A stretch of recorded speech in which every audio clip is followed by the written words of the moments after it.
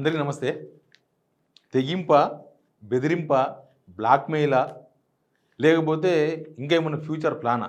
ఏమో తెలవదు గానీ, ఏబీఎన్ రాధాకృష్ణ రాయని లైన్ ఒకటుంది. ఈ క్యాబినెట్‌లో మొన్న జరిగిన క్యాబినెట్‌లో ఇది జరిగింది, అది జరిగింది, మొత్తం అందరిని ఎక్కేసిండు రేవంత్ రెడ్డి, తిట్టేసిండు. మీరు మారరు, మీరు ఇంతే, నా నా అసలు స్వరూపం చూపిస్తా, ఇట్లాంటివన్నీ చాలా విషయాలు రాసిండు. కానీ రాయని పర్వం ఒకటుంది. ఆ రాయని పర్వం ఇప్పుడు మనం మాట్లాడాల్సిన అవసరం ఉంది. అది చాలా ఇంపార్టెంట్ పాయింట్ కూడా. అది రాష్ట్ర రాజకీయాల్లో ఒక బాంబు లాంటి వార్త ఇది.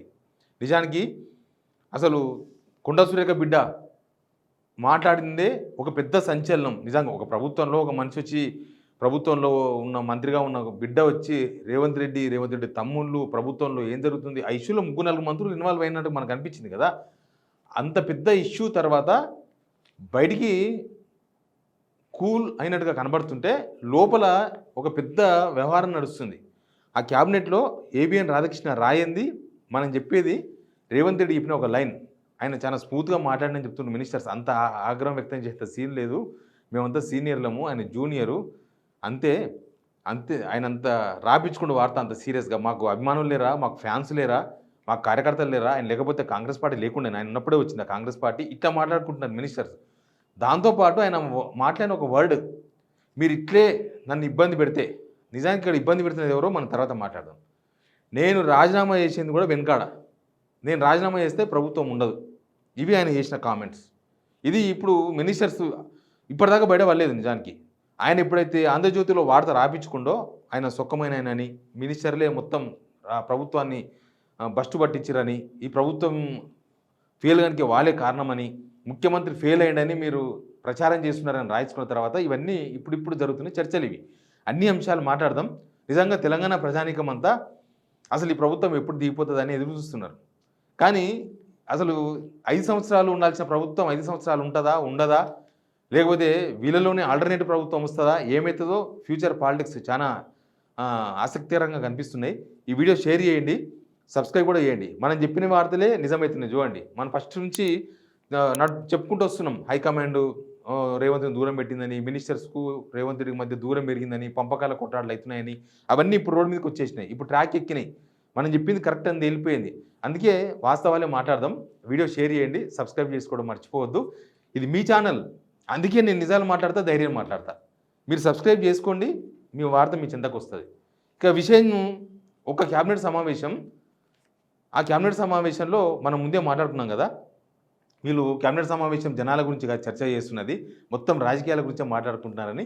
ఇప్పుడు ఈ 3-4 రోజులు ఈ క్యాబినెట్ అయిపోయిన తర్వాత 3-4 డేస్ ఆపరేషన్స్, మీడియాలో రాయించుకుంటున్న వార్తలు, వాళ్ళ వ్యవహార శైలి అన్నీ చూస్తుంటే వీళ్ళు పాలిటిక్స్కు మించి మాట్లాడినారు. పాలిటిక్స్లోనే ఇంకా చాలా పంచాయతీల గురించి మాట్లాడిన అనేది క్లియర్గా అర్థమవుతుంది. వీళ్ళు ఢిల్లీ టూర్ కూడా మనం అంత ఆషామాషిగా తీసుకోవాల్సిన అవసరం లేదు. ఎందుకంటే ఇప్పుడు అక్కడ బీహార్ ఎలక్షన్ పెట్టుకొని, ఇక్కడ జూబ్లీహిల్స్ ఉప ఎన్నిక పెట్టుకొని, అవసరమైతే లోకల్ బాడీ ఎలక్షన్ పెట్టుకొని, ఇవన్నీ పెట్టుకొని జిల్లా అధ్యక్షుల గురించి చర్చన. ఒక జిల్లా అధ్యక్షుల గురించి రేవంత్ రెడ్డి, ఓ ముఖ్యమంత్రి, ఓ పీసీసీ చీఫ్, ఒక ఫైనాన్స్ మినిస్టర్, వీళ్ళంతా పోల్సిన అవసరం ఉంటుందా? డీసీసీ వాళ్ళ క్యాబినెటే ఇప్పటిదాకా ఫుల్ షెఫిల్ కాలే, 15 మెంబర్సే ఉన్నారు. క్యాబినెటే ఒక సంవత్సరాల తర్వాత 3 పెట్టుకున్నారు, ఇప్పటికి ఇంకో 3 పెట్టుకునే లేదు. మరి క్యాబినెట్కి మించింది కాదుగా డీసీసీ అనేది, జిల్లా కాంగ్రెస్ అధ్యక్షులు అనేది. అది కాదు, వ్యవహారం అంతా కూడా ఇదే. అయితే ఏంది రేవంత్ రెడ్డి ఎందుకు మాట్లాడిండు? రేవంత్ రెడ్డి అంత ఆక్రోషంగా మాట్లాడినని పేపర్లో ఉంది, కానీ మినిస్టర్స్ మాత్రం అంత సీన్ లేదు. ఆయన అంత ఆక్రోషంగా మాట్లాడితే మేము ఊరుకుంటామా? అసలు మా బలమే ఎక్కువ క్యాబినెట్లో, మేమే సీనియర్లం పార్టీలో. ఆయన ఏమో మొన్న వచ్చి ముఖ్యమంత్రి అయ్యిండు. ఇప్పుడు ఆయన మమ్మల్ని అంత ఘాటుగా మాట్లాడితే మేము కూడా రివర్స్ ఇస్తాం కదా. వాళ్ళు పంచికడిస్తే మేము పంచికడిస్తాం, వాళ్ళు పంచిస్తే మేము పంచిస్తాం, మాకు కూడా తెలుసు పాలిటిక్స్ అని చాలామంది మాట్లాడుతున్నారు ఇప్పుడు. అయితే ఇప్పుడు ఏంది అసలు విషయం అంటే, రేవంత్ రెడ్డి ఆంధ్రజ్యోతి పేపర్లో రాయించుకున్న వార్తలు కూడా ఆ లైన్ టచ్ చేసిండు. ఏంటంటే, నేను రాజీనామా చేస్తాన విషయం ఒక్కటి రాయలేదు, కానీ మిగతా విషయాలు అన్నీ రాసిండు. దానిలో మొత్తం రేవంత్ రెడ్డి చేసిన రాసినారు కదా. యాక్చువల్గా ఆయన చాలాసార్లు చెప్పిన మాటనే ఇది, దానికి ప్రొలాంగ్ చేసి రాజీనామా చేస్తానే కాడికి వచ్చిండు. ఏంది ఆ వర్డ్ అంటే, నాదేం పోదు. ఆయన ఫస్ట్ చెప్పే మాట, జూబ్లీహిల్స్లో ఓడిపోతే నాదేం పోదు, లోకల్ బాడీ ఎలక్షన్స్ ఓడిపోతే నాదేం పోదు. ఆయన చాలాసార్లు చాలా విషయాల్లో బీసీ 42% రిజర్వేషన్ రాకపోతే నాదేం పోదు అంటే దానికి అర్థం ఏంటంటే, నేను రీచ్ అయినా ఆల్రెడీ ఒక డెస్టినేషన్ని, ఇక నాదేం పోదు, పోతే మీదే పోతుంది, గవర్నమెంట్ పోతుంది, మీరు పోతారు, అందరు పోతారు, గంతే అనేది ఆయన అర్థం. దాంతోపాటు ఆయన మాట్లాడిన మాట, మీరు నాకు సహకరిస్తలేరు, మీరు నాకు సహకరిస్తలేరు, ఇట్లే చేస్తే నేను రాజీనామా చేస్తా, గవర్నర్ దగ్గర పోయి రాజీనామా చేస్తా. గవర్నమెంట్ మొత్తం డిజాల్వ్ చేయాలంటే క్యాబినెట్ తీర్మానం అవసరం, కానీ ఆయనందరికీ ఆయన పోయి రాజీనామా చేయడానికి ఎవరి తీర్మానాలు అవసరం లేదు, ఎవరి అగ్రిమెంట్ అవసరం లేదు, సోనియా గాంధీ చెప్పాలని అవసరం లేదు, రాహుల్ గాంధీ చెప్పాలని అవసరం లేదు. ఆయన ఇష్టం, తెల్ల పేపర్ మీద నేను ముఖ్యమంత్రి మీద రాజీనామా చేస్తున్నానని చెప్పి తీసుకుపోయి గవర్నర్కి ఇచ్చేస్తే గవర్నర్ ఇష్టం, దాన్ని యాక్సెప్ట్ చేస్తే ఆయన ముఖ్యమంత్రి పదవి అయిపోతుంది. నువ్వు మళ్ళీ నెక్స్ట్ ముఖ్యమంత్రి వచ్చే వరకు నువ్వు అట్లా ఉండు, అబద్ధరం ముఖ్యమంత్రిగా అంటే అబద్ధరం ముఖ్యమంత్రిగా ఉంటాడు, ఈ క్యాబినెట్ ఉండదు, గవర్నమెంట్ ఉంటుంది. ఇక తర్వాత మళ్ళీ బలాబలాలు, అసలు ఎవరు ముఖ్యమంత్రి, అవన్నీ పెద్ద లెక్కలు.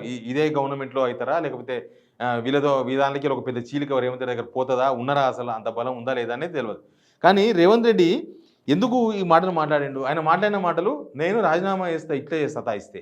రెండో వాడు ఏంటంటే, నేను ముఖ్యమంత్రి కావాలన్న కోరిక నెరవేరింది నాకు, నేను భవిష్యత్తులో ఎప్పుడైనా తెలంగాణ మాజీ ముఖ్యమంత్రి రేవంత్ రెడ్డి అంటారు, నాకేమో ఇబ్బంది లేదు, నా డెస్టినేషన్ నేను చేరిన, కానీ మీరు ఇట్లే నాకు అడ్డంకి పడితే మీరే అనుభవిస్తారు అనేవాడు ఆయన మాట్లాడినట్టుగా, కాంగ్రెస్ క్యాబినెట్లో మాట్లాడినట్టుగా ఈ ఆంధ్రజ్యోతి పేపర్లో వార్త రాయించుకున్న తర్వాత వీళ్ళు వాళ్ళ సన్నిహితుల దగ్గర మినిస్టర్స్ మాట్లాడుకుంటున్న మాటలు. నిజానికి కూడా ఆయన ముఖ్యమంత్రి కళ నెరవేరింది. ఇక ముందు ఉండదా, మళ్ళీ ముఖ్యమంత్రి అవుతారా కారా, ఏ పార్టీకి వెళ్ళి ముఖ్యమంత్రి అవుతారు, అవన్నీ తర్వాత విషయాలు. కానీ ఆయన ఒక స్టెప్ అయితే దాటిండు, ముఖ్యమంత్రి కాగలిగిండు, అంతవరకు ఓకే ఉంది. కానీ ఇప్పుడు నిజానికి ఆయన డిజాల్వ్ చేయాలంటే కుదరదు, క్యాబినెట్ సహకరించదు, తీర్మానం చేయదు. ఎమ్మెల్యేలు కూడా మధ్యంతర ఎన్నికలను ఎవరు ఇప్పుడు కోరుకుంటలేరు. మధ్యంతర ఎన్నికలు అంటే ఇప్పుడు కనుక ఎలక్షన్ వచ్చినాయి అనుకో, వాళ్ళు మళ్ళీ డబ్బులు ఖర్చు పెట్టాలి, మొన్ననే ఖర్చు పెట్టిన డబ్బులు అన్నీ అయిపోయినాయి. ఇప్పుడు మళ్ళీ డబ్బులు ఖర్చు పెట్టి మళ్ళీ ఎమ్మెల్యేలుగా గెలవాలి, ఇవన్నీ చాలా ఇబ్బందికరమైన సిచ్యువేషను, ప్లస్ ప్రభుత్వం మీద తీవ్రమైన వ్యతిరేకత ఉంది, ఇవన్నీ ఉన్నాయి. కాబట్టి ఇప్పుడు ఆ గవర్నమెంట్ పడగొట్టాలని ఎవరు ప్రయత్నం చేయరు. ఎమ్మెల్యేలు కూడా ఎవరు గవర్నమెంట్ పెట్టే అవకాశం ఉంటే ఆ గవర్నమెంట్ దగ్గర పోయే అవకాశం ఉంటుంది. వాళ్ళ రేవంత్ రెడ్డి అక్కడి నుంచి 20 మంది, ఇప్పుడు ఆల్రెడీ 10 మంది ఉన్నారు బీఆర్ఎస్ నుంచి, దానిలో 8 మంది అయితే మేము పార్టీ మారలేదని చెప్తున్నారు. ఇక్కడ నుంచి ఒక 20 మంది, అక్కడ నుంచి 20 మంది, ఇంకా ఏమైనా బీజేపీ సహకరిస్తే, వాళ్ళు సహకరిస్తే, వీళ్ళు సహకరిస్తే ఆయన్ని ముఖ్యమంత్రిగా కాకపోవచ్చు, అది వేరే విషయం. కానీ ఆయన ఎందుకు మాట్లాడుతున్నాడు అనేది చాలా విషయం. అసలు ఈ గొడవ జరిగిందంతా కూడా ఒక మెయిన్ ఇష్యూ ఏంటంటే, పేరుకే క్యాబినెట్ మినిస్టర్స్ వీళ్ళ క్యాబినెట్లు, వీళ్ళ శాఖల్లో పెద్ద ఫైల్స్, పెద్ద వ్యవహారాలు మొత్తం రేవంత్ రెడ్డి గారే. మనం ఒకటి చెప్పిన గుర్తుందా, డిఫాక్టో క్యాబినెట్ అంటే ఇది కాదు అసలు క్యాబినెట్. ఆయన వేరే వాళ్ళని పెట్టుకొని వాళ్ళని క్యాబినెట్ మినిస్టర్స్గా ఆయన భావిస్తున్నాడు. ఒక ప్రైవేట్ క్యాబినెట్ మినిస్టర్స్ వాళ్ళు ఒక్కొక్క శాఖ వరకు అప్పగించారు. వాళ్ళు పోయి ఆఫీసర్స్తో మాట్లాడుకుంటారు, రేవంత్ రెడ్డి గారు చెప్తారు, పనులు అయిపోతాయి. పెద్ద ఫైల్స్ మొత్తం రేవంత్ రెడ్డి చేసుకుంటున్నాడు. మరి మా పరిస్థితి అనేది మంత్రుల బాధ. ఇప్పుడు జూబల్ కృష్ణారావు విషయంలో అదే బయటపడదు కదా, జూబల్ కృష్ణారావు ఏంది, నాకు తెలియకుండా ఇవన్నీ చేస్తున్నారా, మరి నేనెందుకు అనేది ఆయన బాధ. కొండ సురేఖ విషయంలో అయితే అదే జరిగింది కదా. కొండ సురేఖ విషయంలో కూడా డెక్కన్ సిమెంట్స్ వాళ్ళతోన మినిస్టర్స్ ముగ్గురు మినిస్టర్స్ పాత్ర బయటపడ్డది. ఒకటి ఉత్తమ్ కుమార్ రెడ్డి, ఒకటి బట్టి విక్రమార్క, తర్వాత రేవంత్ రెడ్డి, వీళ్ళ పాత్ర అంతా బయటపడ్డది. దానిలో రేవంత్ రెడ్డిదే పెద్ద పాత్ర అనేది మాత్రం చాలా క్లియర్గా అర్థమైంది. అంటే ప్రతి విషయంలో, ప్రతి శాఖలో రేవంత్ రెడ్డిదే పెద్ద పాత్ర, మిగతా వాళ్ళది చిన్న పాత్ర అయిపోయింది. ఇప్పుడు ఎట్లయిపోయింది గొడవ వీళ్ళదంటే, ఎమ్మెల్యేలేమో మినిస్టర్ల మీద వాడు ఏడుస్తున్నారు, మీరే అన్ని డబ్బులు సంపాదించుకుంటున్నారు, 30% తీసుకుంటున్నారు, 15% తీసుకుంటున్నారు, 12% తీసుకుంటున్నారు అని పొంగులేటి శ్రీనివాస్ మీద, బట్టి విక్రమార్క మీద, రకరకాల మినిస్టర్స్ మీద ఎమ్మెల్యేలు. మినిస్టర్స్ ఏమో పెద్ద ఆయనే చేసుకుంటున్నాడు, మాకు సంబంధమే లేకుండా మా శాఖల. ఇప్పుడు పొన్నం ప్రభాకర్ది కూడా అట్లే అయింది కదా. పొన్నం ప్రభాకర్ది కూడా ఈ స్టేట్ బార్డర్ చెక్ పోస్టుల ఇష్యూ కూడా అట్లే అయింది. అదే పెద్ద ఆయన్ని మీరే వేసుకొని చిన్నవి మాకు వదిలేసి ఆడ కూడా మళ్ళీ నిఘా పెట్టి మమ్మల్ని ఇబ్బంది పెడుతున్నారు. మొత్తం కూడా డబ్బుల చుట్టే, వ్యవహారం అంతా కూడా డబ్బుల చుట్టే, వేరే వ్యవహారాలు ఏమీ కాదనేది వెరీ క్లియర్. మరి ఏంది ఇప్పుడు రేవంత్ రెడ్డి నిజంగా కూడా రేవంత్ రెడ్డి ఇలా చేస్తున్నాడు అన్న విషయాన్ని ఇక్కడ వాళ్ళు హైకమాండ్ దృష్టికి తీసుకుపోయారు. ఇదంతా అసలు మొత్తం వన్ సైడ్ అయిపోయింది, మొత్తం వన్ సైడ్ చేసుకుంటున్నాడు, మొత్తం ఆయన్నే చేస్తున్నాడు, డబ్బులు బాగా సంపాదిస్తున్నాడు దండిగా అని చెప్పేసి హైకమాండ్ తీసుకపోతే, హైకమాండ్ ఇప్పుడు కాదు, ఒక 6 months బ్యాకే ఆయన. మరి ఏం చేద్దాం, హైకమాండ్ ముందు ఆప్షన్స్ ఏమున్నాయి, వింటే రేవంత్ రెడ్డి చెప్పినట్టు వినాలి, లేకపోతే రేవంత్ రెడ్డిని దింపాలి. రేవంత్ రెడ్డిని చెప్పినట్టు వినాలి అంటే ఈ గొడవలు ఇవన్నీ భరించుకుంటూ ఉండాలి. లేదు రేవంత్ రెడ్డిని దింపేసేయాలంటే మరి ఆల్టర్నేటివ్ పర్సన్ కూడా కావాలి. ఆ మధ్యకాలంలో ఉత్తమ్ కుమార్ని పిలిచి ఏంది పరిస్థితి, ఏమైనా చేయగలవా అంటే నో ఇప్పుడు పరిస్థితులు బాగాలేవు అని చెప్పి చేతులు ఎత్తేసినట్టుగా కూడా వార్త బయటకు వచ్చింది. అంటే ఆల్టర్నేటివ్గా ఇప్పుడు ఎవరు వాళ్ళు రెడీగా లేరు పోటీ ఎన్నిక అనేది చాలా విషయం అర్థమైంది. ఇప్పుడు రేవంత్ రెడ్డి ఇవన్నీ ఎందుకు మాట్లాడిండు, మరి ఆయన నిజంగా ఆయన ఎంబడే ఉన్న ఎమ్మెల్యేలు ఉన్నారా, లేకపోతే ఆయనతో పైసలు ఉన్నాయనేది మాత్రం కాంగ్రెస్లో పెద్ద చర్చ నడుస్తుంది. ఆయనతో పైసలు ఉన్నాయి. రేపు అన్నాడు నిజంగానే ఆయన ముఖ్యమంత్రి పదవికి రాజీనామా చేస్తే మళ్ళీ ఫ్లోర్ టెస్ట్ బలాబలాలు నిరూపించుకునే టైం వచ్చినప్పుడు ఆయన డబ్బులు పెట్టి ఏ పార్టీ ఎమ్మెల్యేనైనా కొనుక్కోగలడు అనేది ఒక పెద్ద చర్చ ఉంది. వెనక బీజేపీ కూడా సపోర్ట్ చేయొచ్చు అనే చర్చ కూడా ఆల్రెడీ చాలా రోజులకి పాలిటిక్స్లో ఉంది. దానిలో ఎంత వాస్తవం ఉందో పాలిటిక్స్లో మనం ఏం చెప్పలేం. బేరీజ్ వేసి ఇది కరెక్టే ఇట్లే ఉంటుంది అని చెప్పలేం. గంటకు మారుతుంది, నిమిషం మారుతూ ఉంటుంది. కానీ ఆయన రాజీనామా చేస్తా అని ఇది బెదిరింపు కింద తీసుకోవాలనా లేకపోతే బ్లాక్మెయిల్ కింద తీసుకోవాలనా అనేది ఇప్పుడు మంత్రులు తెలుసుకోలేకపోతున్నారు. అంత సీన్ లేదు. అసలు ఈ ప్రభుత్వాన్ని బస్టు పట్టిస్తుంది రేవంత్ రెడ్డి. ఆయన పని ఆయన చేసుకుంటే ఎవరికి ఇబ్బంది లేదు. ఆయన అందరి దానిలో ఇన్వాల్వ్ అయిపోయి అందరికీ బొక్క పెట్టి ఆయననే మొత్తం నేనే రాజు నేనే మంత్రి అని ఆయన్నే మొత్తం చేసుకుంటున్నాడు. ఈ డిఫాక్టో క్యాబినెట్ పెట్టి అసలు క్యాబినెట్ను మొత్తం సైడ్తో పక్కతో పట్టిస్తున్నారు అనేది ఒక వ్యవహారం.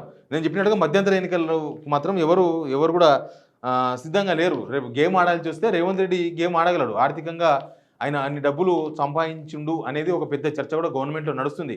అంతా చాలా కకావికలంగా ఉంది. ఢిల్లీ పోయినా ఢిల్లీలో రేవంత్ రెడ్డి మీదే హైకమాండ్ ఢిల్లీకి సహకరిస్తలేదు. వాళ్ళకి అన్ని విషయాలు తెలుసు. ప్లస్ ఇక్కడ పార్టీ సీనియర్స్ సహకరిస్తలేరు. ఆ విషయాలు కూడా అందరికి ఓపెన్గా జనాలకు అర్థమైపోయింది.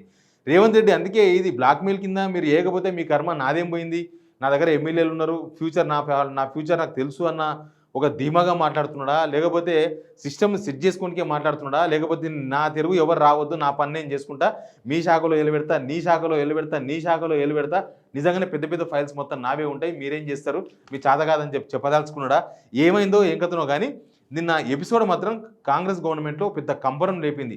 నిజంగా కూడా ఒకప్పుడు నేను ఎస్పీని మిగతా వాళ్ళు కానిస్టేబుల్స్ అన్నప్పుడే హోంగార్డ్స్ అన్నాడు ఆయన. హోంగార్డ్స్ అన్నప్పుడే చాలామంది ఫీల్ అయ్యారు. అప్పుడు కోమరెడ్డి వెంకరెడ్డి లాంటి వాళ్ళు బయటకు వచ్చి మాట్లాడినారు. ఇప్పుడు ఎవరు బయటకు వచ్చి మాట్లాడలేదు, ఇన్ని మాటలు మాట్లాడినా కూడా. కానీ రేవంత్ రెడ్డి ఎప్పుడైతే పేపర్లో రాపించుకున్నాడో వాళ్ళ ఇజ్జత్ కమాల్ పోయింది. వాళ్ళకు నిజంగానే కార్యకర్తలు ఉంటారు కదా, మా వందు ఉత్తదే ఉన్నది ఏదో బయట తెల్లబట్టలు వేసుకుని తిరుగుతారు. కానీ క్యాబినెట్ పోతే రేవంత్ రెడ్డి ఆడపోయి కేసీ వేణుగోపాల్ ముందల చూసినాం కదా, ఆయన కాలు మీద కాలేసుకుని కూర్చుంటే నేనేమో ఏదో ఎదురుగా కూర్చో ఒక సీఎంని అట్లా ఊహించలేము మనం. నిజంగా కూడా అవతల ఎంత పెద్దనా కావచ్చు, కానీ మన తెలంగాణ సీఎం అట్లా కూర్చోవడానికి మనం అంత ఈజీగా జీర్ణించుకోలేము. కానీ ఇప్పుడు మినిస్టర్స్ పరిస్థితి కూడా క్యాబినెట్ అట్లా ఉందా, అసలు ఏంది రేవంత్ రెడ్డి అనుకున్న బలం ఏంది? ఇప్పుడు ఏబిఎన్ ఆంధ్రజ్యోతి వాళ్ళు రాధాకృష్ణ రాసిన దానిలో కూడా మొత్తం 1000 కోట్లు పెట్టి ఎలక్షన్ ఖర్చు పెట్టిండు, మొత్తం రేవంత్ రెడ్డి అది చేసిండు, మంత్రులే మొత్తం పక్కదో పట్టిస్తున్నారని రేవంత్ రెడ్డి సోషల్ మీడియా కూడా మినిస్టర్స్నే తప్పు పడుతున్నప్పుడు మినిస్టర్స్ ఎవరు కూడా బయటకు వచ్చి ధైర్యంగా మాట్లాడలేకపోతుంది. వాళ్ళు సైలెంట్గా వాళ్ళు మాట్లాడుతున్నారు, ఏంది భయ్ క్యా ఇదేందని. ఎనీవే ఏదో ఒక చిచ్చు అయితే నడుస్తుంది గవర్నమెంట్లో. ఇది ఎక్కడ దాకా దారి తీస్తుంది, రేవంత్ రెడ్డి నిజంగానే రిజైన్ చేస్తాడా, అంత ధైర్యం ఉందా, అంత బ్యాక్గ్రౌండ్ ఉందా? బ్యాక్గ్రౌండ్ అనేది చాలా ఇంపార్టెంట్. ఆయన ఒక రాజీనామా చేయడు కదా, రాజీనామా చేసినప్పుడు కొంతమంది ఎమ్మెల్యేలను కూడగట్టాల్సి వస్తుంది, పక్క పార్టీ సపోర్ట్ తీసుకోవాల్సి వస్తుంది, పక్క పార్టీలో ఉన్న ఎమ్మెల్యేలను తీసుకోవాల్సి వస్తుంది. పైసలు దండిగా ఉన్నాయి, కానీ ఇది పొలిటికల్గా ఈ స్కీమ్ వర్కౌట్ అవుతుందా కాదా అని చాలా బేరీజ్ వేసుకుని చేయాల్సిన పని. బట్ ఆయన రాజీనామా చేస్తా నేను గవర్నర్ దగ్గర పోయి అనేది ఎందుకు మాట్లాడినది ఒక పెద్ద హాట్ టాపిక్ నడుస్తుంది ఇప్పుడు. Please subscribe signal TV.